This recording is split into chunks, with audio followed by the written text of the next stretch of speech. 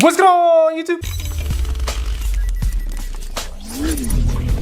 Welcome back, everyone. This is Lee, and yes, today's the day we'll be talking about the Nikon D500 versus the Canon 90D versus the Pentax K3 Mark III. So, without further ado, let it begin.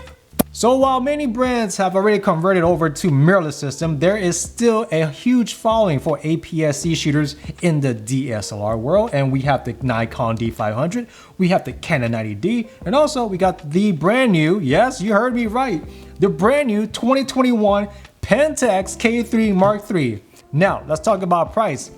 Let's take a look at the Canon 90D. The Canon 90D costs roughly around $1,200 USD. It's 32 megapixel APS-C sensor camera. It shoots up to 10 frames per second. It has 45 point all cross type, and also keep in mind the 70 Mark II is discontinued, but I believe that the 70 Mark II is roughly around 65 point all cross type, so just keep that in mind. The 90D, it's about 1,300 shots per battery, and as for the D500, the D500 costs roughly $1,500 USD. It's 20 megapixel and it can shoot up to 10 frames per second, up to 200 frames, and that is the best part about this camera. It also has 153 face detection point, 99 of them is cross type. It shoots up to 1,300 shots per battery, and also it has 4K 30p. However, it is cropped. So yeah, it's not that good versus the Canon, of course, but we'll take a look at that later on, of course. Now, as for the Pentax K3 Mark III, this system costs $2,000. It has a 26 megapixel APS-C sensor. It also shoots up to 12 frames per second, 11 frames in continuous autofocus, and it shoots up to 32 frame buffer. Now, it has a 101 point face detection, and with one battery, it can only shoot up to 800 shots, which is relatively low if you compare it to the competition, of course. Now, some special features about this system that the other two don't have is it has a 10% OVF. Yes, this is a feature, guys. This is a feature. And also, the next one is a real feature too. The middle finger grip. Yes, Pentax suggests that they have the best middle finger grip, so there you have it. And also, this camera has pixel shift, the normal astral tracer. They have a fixed screen, not a flip screen, and it has 4K. This is actually Pentax's first 4K camera ever, so keep that in mind. And also, it has the IBIS system, so that is pretty cool. Now, as for the weight, the Nikon D500 weighs about 852 grams, whereas the Pentax K3 Mark III weighs about 830 grams. And the Canon 90D weighs about 716 grams. And if you take a look at the profile, definitely the Pentax K3 Mark III is the smaller camera. And as for the screens, the Nikon has the flip screen, the Canon has the articulated, vlog screen, of course, but the Pentax, it has a fixed screen. So if you're a professional landscape shooter, I would not recommend this camera for those people out there, because having a fixed screen is very bad on the knees and back, and many folks out there will agree on me on that one. Fixed screen is not the most intuitive user experience right there, so just leave it at that. I mean, if you want to, do some epic, worm's eye view type of shot, you need to bend your knees and bend your back, and also reviewing the photos is a pain because now you gotta bend down and look at the screen, and that's, I don't know what Pentax was thinking, but that's their, direction right there. So there you go. Now, as for the card slots, Nikon D500 has the XQD card slot. They have dual slots right there. The Canon 90D sadly only has one SD card, and the Pentax K3 Mark III has two SD cards. Now, as you can see, I am plucking the SD card cover on the Pentax K3 Mark III because I want people to see that Pentax, they make the best weather sealed camera out there on the market, better than Olympus, better than anything I have ever seen out there. So just keep that in mind. They put a lot of rubbers over that camera, and because of that, I'm gonna give them the best weather resistant camera on the market. Now, as for the thumbstick behind the camera, Pentax K3 Mark III ranks number 3, Nikon D500 ranks number 2, and number 1 is the Canon 90D because it has the most surface space than the rest. More surface space, the better, right? So there you go. Now, in terms of grips, the Pentax K3 Mark III is the smallest one, so you end up doing that pinky thing where the pinky kind of like sticks out. So that's something for you guys to know. And also, the Canon 90D, I can't believe I'm saying this, the most comfortable grip is the Canon 90D. And the Nikon ranks number 2 in my opinion. And I love Nikon, by the way, but I'm gonna give them number 2. For some reason, the Canon felt better than the Nikon, but you know what? Everyone's hands is very different. So with that said, it's really up to the end user's hand to decide which one fits better for their hand. Now, as for the menus, the Canon's menus are all the same. If you use the DSLR, you'll translate over to the mirrorless quite easily. So with the Nikon, if you use any Nikon system, you transfer over to the mirrorless system, it'll just look the same. Now as for the Pentax K3 Mark III, they changed their whole menu system, which is quite odd because their K1 and their KP menu system was straightforward. It was the most easiest menu system that I had ever used in my life. Most folks that changed their menu system like Sony is right now, it's because the menu system previously wasn't that good. This current menu system is really different. I don't like it. They changed a lot of the wordings. They hide the features really deep down in the menu. Sometimes you need to go through 4 different levels in order to find something that was previously a lot easier to get to. So that is something for you guys to know. And as for a video, I'm using the same exact lens on all 3 bodies. I'm using the Sigma 18-35, and here is the temperature test. Already, as you can clearly tell so far, the Pentax always seems just slightly overly hot. But down the test, the Pentax end up doing something very interesting. It has an overheating icon. And that is a first for me. I've never seen an overheating icon on a Pentax system. This is a first. And a lot of you guys are wondering, why is the Pentax overheating versus the competition? The Pentax is such a small camera versus the competition. It also has the best weather seal. So with that in mind, elements can't go in, nor can the heat go out. With that kind of scenario, it's just a bad engineering problem to have. And a lot of you guys are thinking, where is the heat coming from? It's coming from the processing, the battery, the SD card, and also the most infamous fixed screen. Yeah, in the mirrorless world, when our camera kind of overheats, we like to flip the screen so we can have some passive cooling. You can't get that on the Pentax K3 Mark III. And I know a lot of users out there will say, well, I don't use video anyway. But you shouldn't, but you should, because you are paying for it. As far as the price tag, $2,000. So I think they just shouldn't just add the 4K if this is just going to happen. So if you're outdoors in the summer heat, this is going to happen a lot quicker than what I just did indoors at 1 o'clock in the morning around like what, 65 degrees. And as for the video quality, the Canon always looked a lot warmer to me, whereas the Nikon looked a lot cooler. And the Pentax, for some odd reason, it always looked slightly underexposed. And when I did the dynamic range test on these videos, I underexposed my shot and pushed out the highlights and shadows. And for some reason, the Pentax seems to, it seems to be the worst one, whereas the Nikon comes in number 2 and the Canon comes in number 1. And by the way, I did zoom in on the Canon because the Canon don't have that crop issue, whereas the Nikon and Pentax has. I think the Nikon is like what, 2.25 crop or something like that. And also, I did a deeper validation on the dynamic range in video, and this is what I got. Even though the Canon looks slightly worse, but if you look closely, you'll see a lot more information than the Nikon, whereas the Pentax, they just don't do well in video. Let's just put it that way. Now, in terms of frames per second, this is a D500 at 200 frames.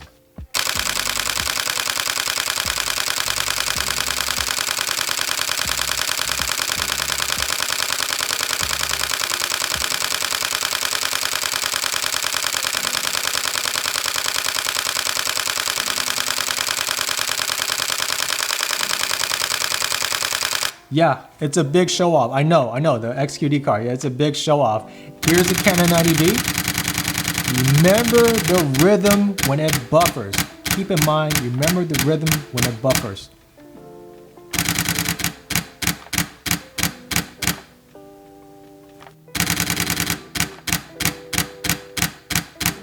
Here is the Pentax K3 Mark III, and also remember the rhythm when it buffers.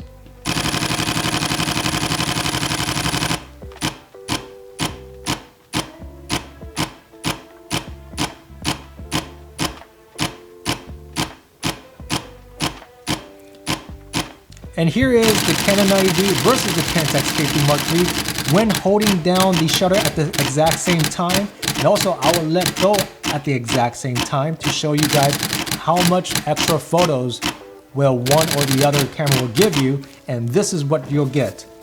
The Canon will give you 66 shots and the Pentax will give you 55, which means the Canon will give you a lot more shots than the Pentax, which is kind of interesting. And also with the file size on the Canon and Nikon are larger than the Pentax K3 Mark III, and for some reason the Pentax K3 Mark III can't buffer as good as the Canon or Nikon. So that's a huge bummer to the wildlife community in the Pentax world, because you're paying a lot for the system, but the cheaper option is giving you more shots than the most expensive option.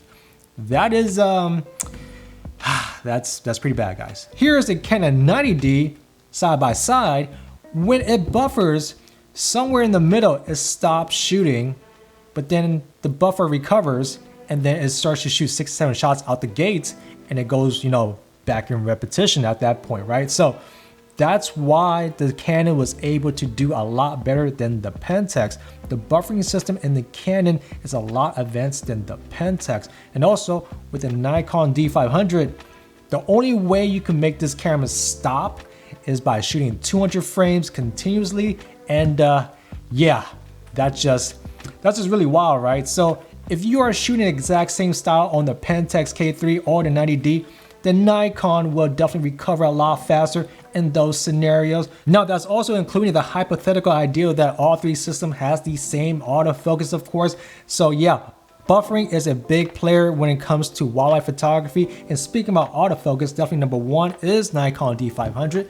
Number two is the 90D, because we all know that the 70 Mark II is the direct competition to the D500, but they discontinued that model. It's the 90D now, and it has a lower buffer than the D500, obviously. And so there you have it. And also the Pentax K3 Mark III did not keep up with the 90D or the D500. And for those Pentaxians out there that want me to do a Pentax K3 Mark III with the 150-450, leave your comments down below. I would like to know if you guys want me to do that video or not. Let's see if we can get about 100 comments on that. If so, I'll make a video for the Pentax community on that portion. But anyways, let's take a look at the image quality. And also just to keep in mind, we're using the same exact lens, the same exact settings, and also they're auto white balance, and this is what it looks like. All right, so here's the D500 versus the 90D. Already you can see the warm tones on the Canon, and the Nikon seems to be a lot cooler.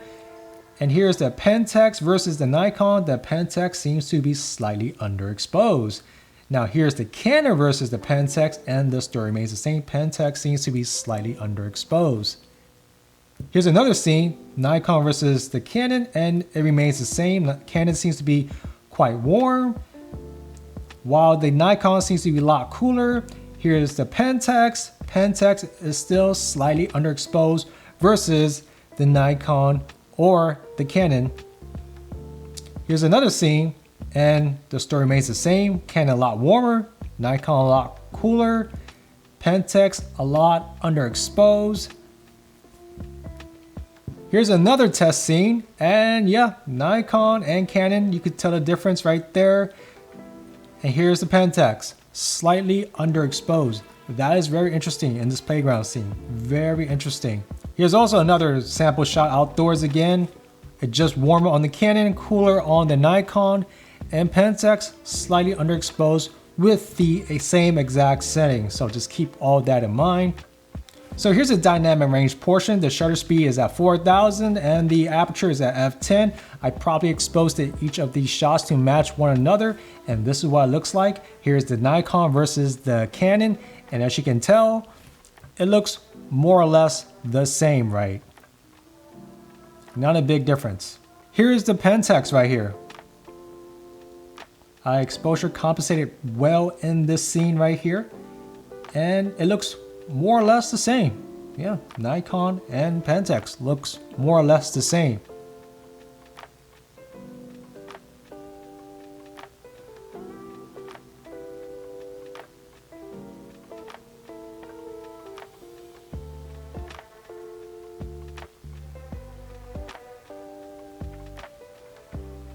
Here is the Pentax versus the Canon, and yeah, more or less the same. Not a big jump, guys. This is not a big difference. And of course, in my channel, that's kind of not acceptable. So we need to push the dynamic range test even further. I changed the shutter speed up to 8,000, and this is what it looks like. Already you could tell that the 90D is slowly falling apart versus the D500. Interesting, right? Look at that. Look at that. Leave your comments down below. Let me know what you guys think.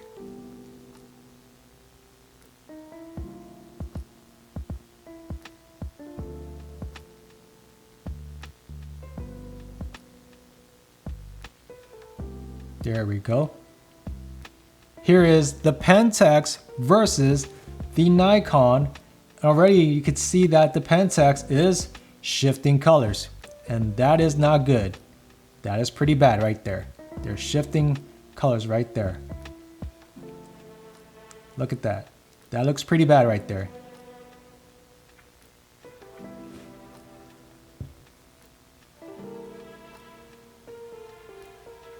Here is the Pentax versus the Canon.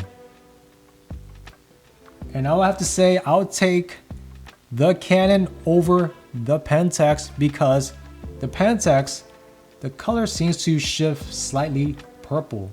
And that just, yeah, that's just slightly kind of unnatural right there. And now we are going to push the envelope even further. We're going to put a shutter 8000 and an f/16. And we're going to lift up the exposure, and this is what it looks like. The 90D falls apart, but it seems to retain a lot of the colors. There's no crazy purple or red going on. It seems to just slowly fall apart gracefully right there.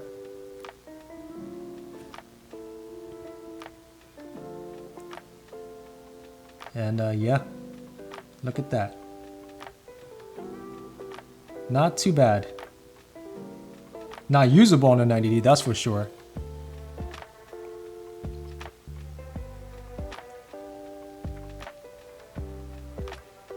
And here is the Pentax versus the Nikon. And already, as you can see, the further you push the Pentax, the more purple it gets. And that is very bad on the Pentax. I can't believe how purple it turned when you're pushing the dynamic range even further. So there you go.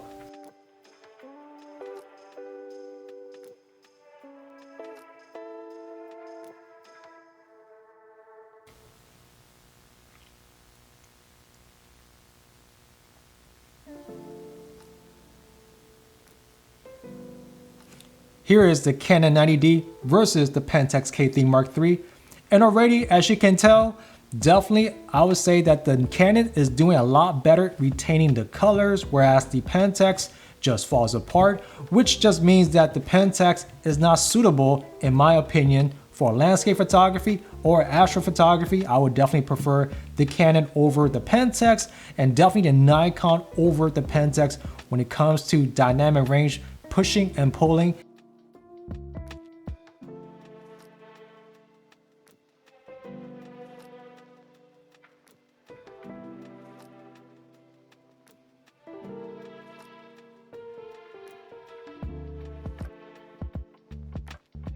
Here is the ISO test. Keep in mind the 90D will eventually be a lot more noisier than the D500.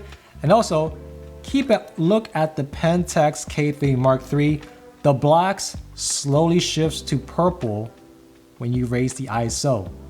And that is really strange. I don't know what is going on with the Pentax, but that is really strange when you take a look at the shift in colors.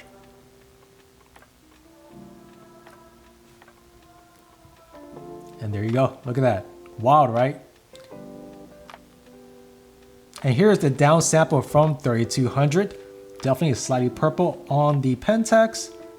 And definitely the 90D is slightly noisier, but leave your comments down below. Let me know what you guys think. And also, here's the P2P chart. Look at the 90D and D500. They are not doing any baking in their files, obviously. This correlates to my test as well. I can definitely say that this P2P test and my test do align up perfectly. Definitely the Pentax K3 Mark III is doing a lot of internal baking, a lot of interesting image rendering inside the system. So in conclusion, I have to give you guys my pros and cons on each system. So for the Canon 90D, it's the best budget option. Obviously, it has the best dual pixel for video. It also has the most detail at 32 megapixel. However, there should be some upgrades going on, but these upgrades will definitely up the price tag. But aside from that, I wish it had dual SD card slot and a bigger buffer. That's just two things. I mean, Canon could just make that happen with the same sensor, and they could sell a lot. I mean, just raise the price to $1,500. People will end up flocking for that system, and also just throwing CF Express card slots in there, make it all work out. I mean, that would be crazy if they could do that. 200 frames at 32 megapixel, amazing, just amazing, right? And as for the D500, I mean, this system right here is being sold out even today. This system is about 5 years old, and it costs like $1,500 brand new. It has the best buffer, the best, all around autofocus. However, there is some upgrades that I wish this camera system do have. Number one, the crop 4K. I don't like the crop 4K. I wish there was an option to crop in 4K, but the 2.2 is just too much for me, right? But I wish it just had the normal APS-C 4K and better dynamic range in the 4K, of course. And also, I wish it had just had more megapixel. Yeah, 20 is pretty good. I wish it had 32, just like the Canon. I love the Canon 32. Now, as for the Pentax K3 Mark III, this system is the most expensive one from the bunch. It did not excel in any category except weather seal and being the smallest one. That is it. That is it. I mean, no flip screen, worst buffer, image quality is terrible, video is terrible, it overheats. I don't know why is this $2,000. I cannot comprehend why would people buy this system. I think people that are seeing my review right now, they're having second thoughts about the K3 Mark III. I would never, ever suggest anyone in the Pentax world buying the Pentax K3 Mark III at $2,000. I know that the used market right now is roughly around $1,500 right now. In my honest opinion, this camera right here, the Pentax K3 Mark III, it should be roughly $1,100 brand new, period. If you paid anything more than that, it's not worth it. I'd rather just buy a 90D or buy a D500. Those are much more value for the money. The Pentax K3 Mark III is such a premium price tag for such a low spec camera. I cannot recommend that at all. So with all that said, thank you guys for checking me back. Hopefully you guys enjoyed this video. Definitely click like and subscribe. And don't forget to check out the merch store. And yep, I guess I'll see you guys in the next one, all right? Take it easy. Peace.